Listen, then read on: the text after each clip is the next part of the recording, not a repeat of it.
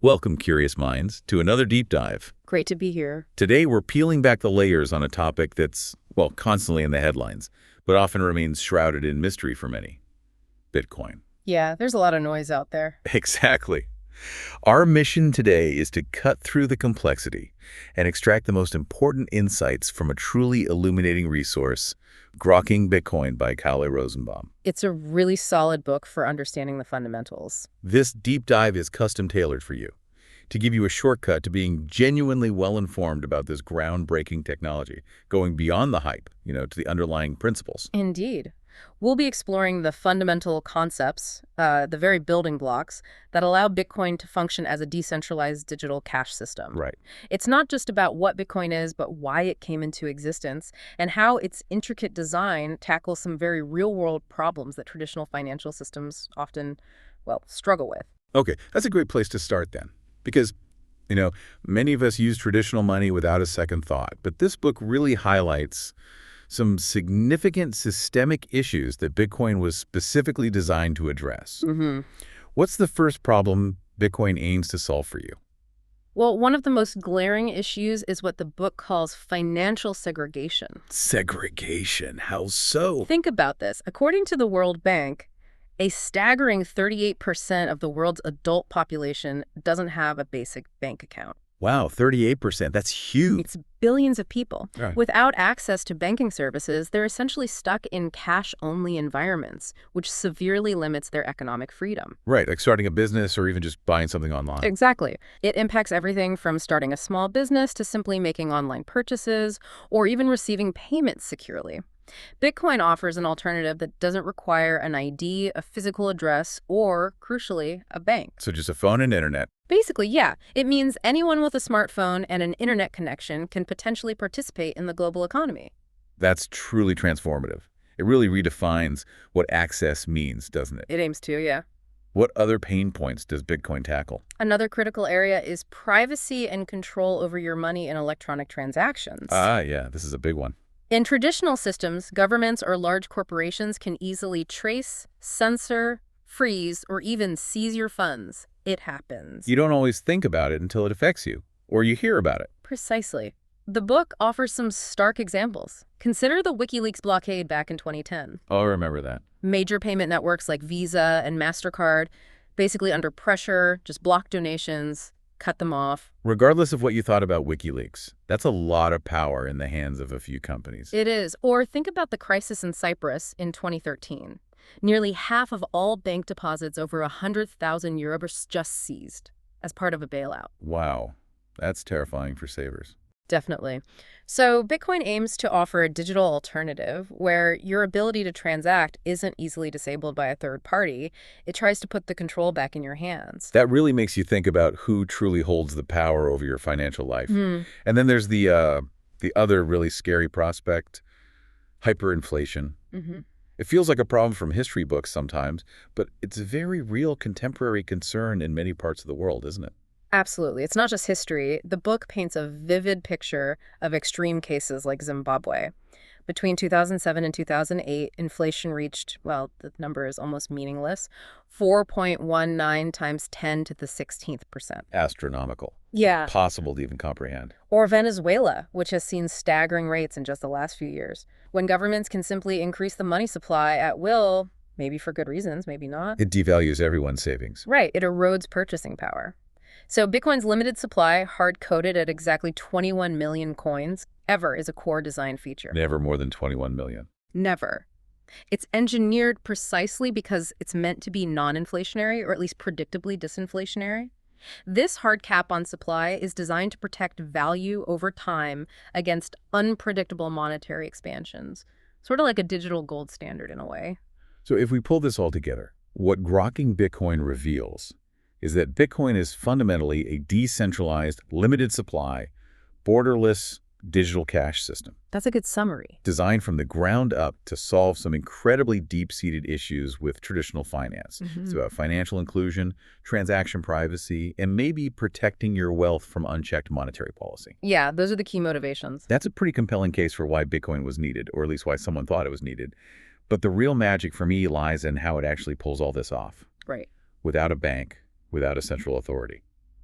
Where do we even begin with the technology? It sounds complex. This is where it gets truly fascinating, and actually, the book breaks it down quite well.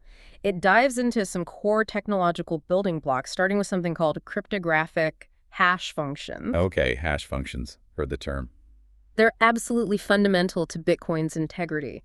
Think of a cryptographic hash function like SHA-256. That's just the specific type Bitcoin uses. Secure hash algorithm, 256-bit output. Think of it like a one-way mathematical blender. A blender. Okay. You can put any amount of digital data into it, say a huge 1.21 megabyte cat picture, like the book uses as an example. Always a cat picture. It seems so. You feed that picture into the SHA-256 blender, and it turns out this tiny fixed-size 32-byte number. That's the hash. So no matter how big the input, the output is always the same small size. Exactly, fixed-size output. But here's the revolutionary part. If you change even one tiny pixel in that cat picture, just one bit of beta, the hash changes completely, unpredictably. Whoa. So it's like a super sensitive, super compact digital fingerprint for any piece of data. Exactly. That's a perfect analogy, a digital fingerprint. And crucially, it's one way. It's considered astronomically hard, as the book puts it, to reverse the process. You can't take the hash and blend it backward to get the cat picture. Okay.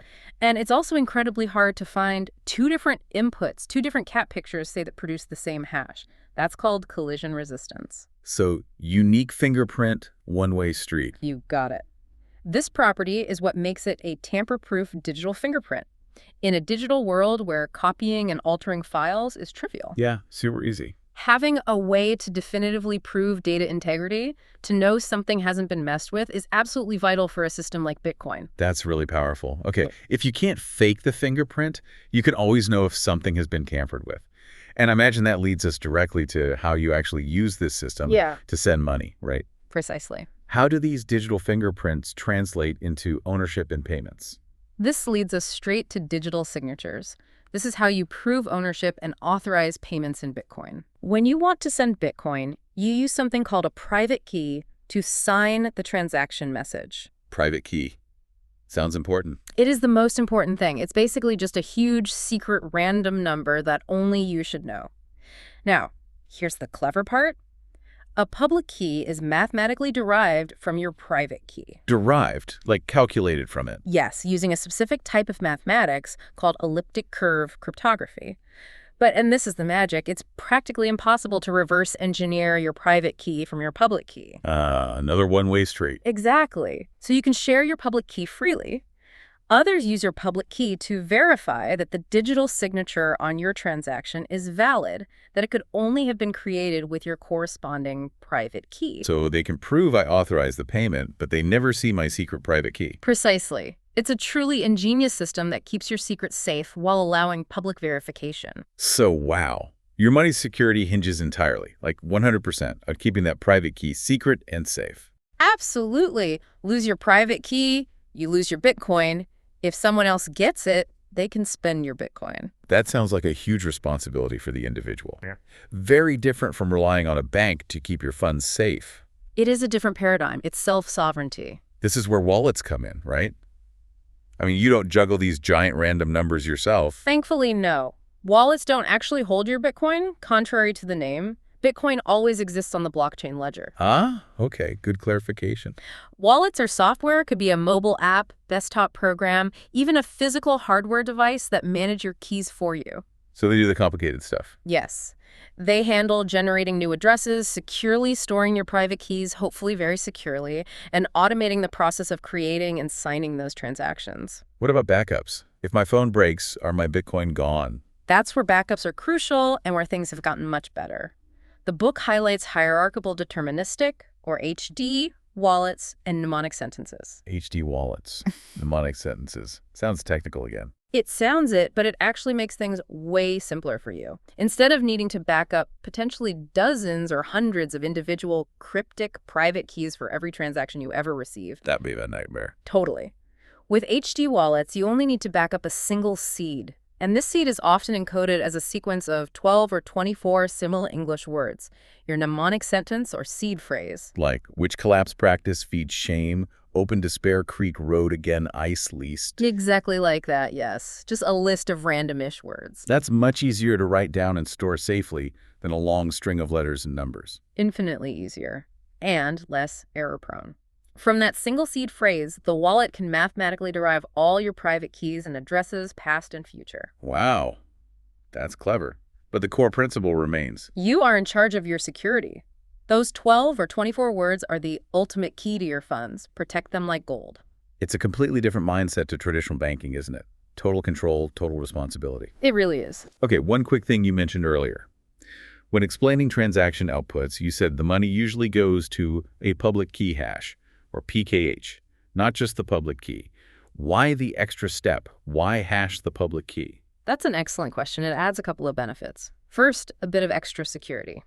If quantum computers ever become powerful enough to break the elliptic curve cryptography used for signatures. Which is the link between the private and public key. Right. If that becomes breakable, hashing the public key means your actual public key isn't revealed on the blockchain until you spend the funds from that address. It's hidden behind the hash until then. Ah, so it's only exposed for a short time, if at all. Exactly.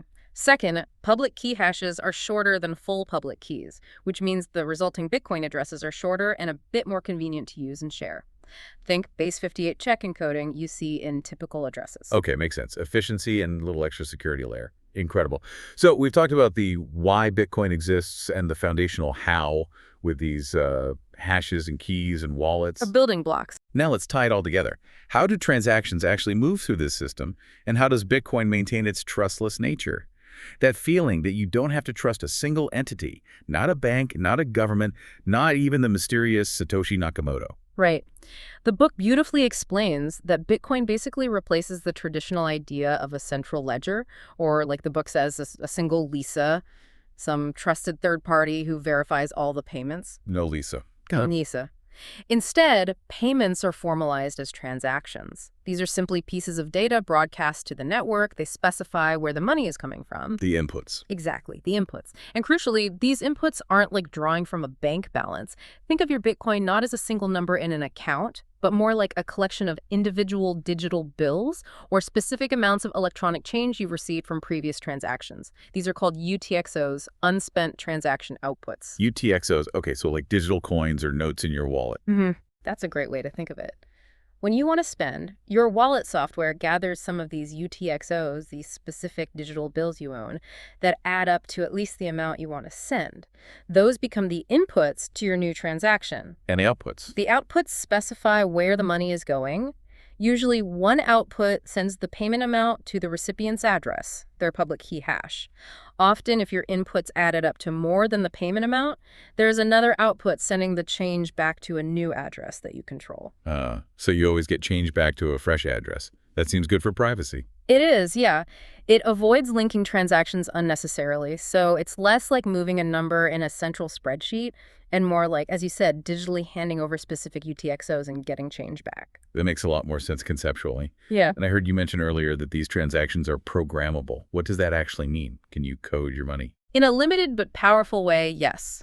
Transactions are constructed using a simple stack-based language called script.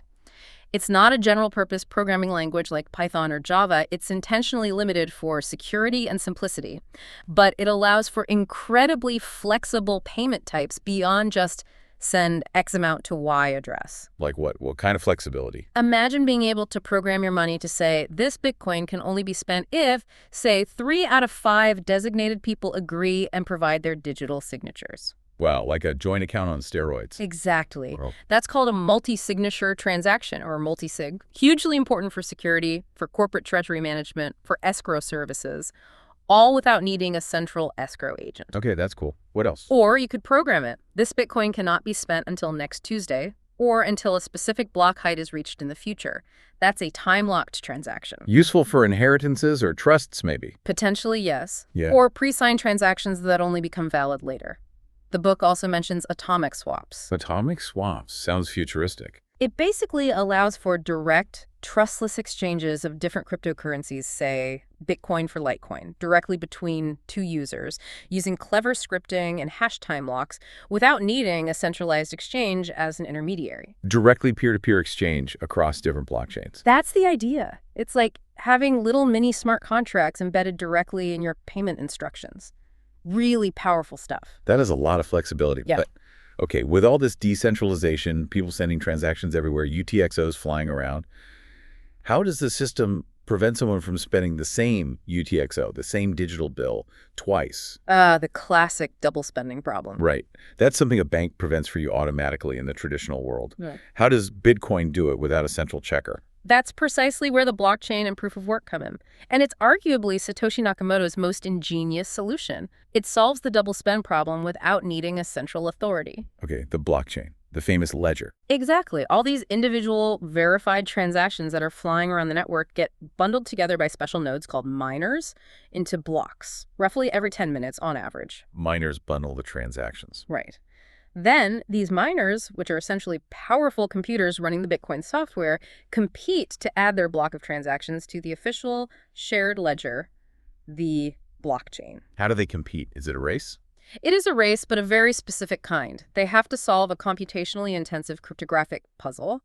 They take the transactions in their proposed block, plus some other data, and have to find a random number, called a nonce, that, when hashed together with everything else, produces a hash value starting with a certain number of zeros. Finding a specific type of hash. Why? Because finding such a hash is incredibly difficult and requires a massive amount of trial and error guessing, basically, raw computational power and electricity.